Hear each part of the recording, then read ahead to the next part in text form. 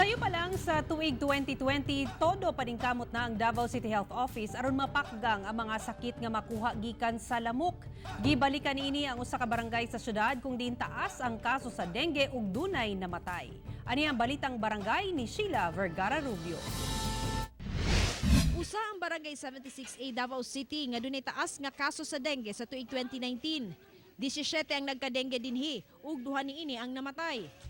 Sa maong tuiga, miabot sa kapindos 2,000 ka dengue cases ang Davao City kumpara sa 1,820 sa tuig 2018. Busa sayo pa lang sa tuig 2020, milusad nag-aktibidad ang City Health Office kontra dengue o uban pang mosquito-borne diseases. Gusto na to, walay masakit sa dengue, walay mamatay sa dengue. Dili lang kay dengue, other mosquito-borne diseases, infectious man, no? Pati na measles, pati na polio, anak mo na karon diri nagapahigayon ta kay kaning bukana na area, barangay 76A, dili gyud na ikalimod. Napatsan yun nila si dire. Gawa sa lecture ng hatag og tambal o ubang pangontra sa lamok ang City Health.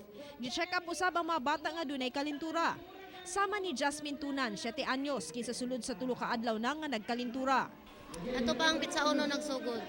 Unya, gipa-check up na nimo. Wala, diri gani karon. Unsa di kata siya? Kuan lang, sige lang siya init, magkuan mawala, mabalik, mawala, mabalik.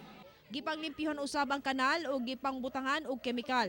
Nanawagan si Barangay Kapitan Rolando Trajera sa ilang constituents nga dili na maghulat sa mga lideres una manglimpyo sa ilang palibot. Nagakopir jud ato mga tao. Pero ang kaning basura maglisod mi. Maglisod mi og ambot og isang klaseng mentalidad.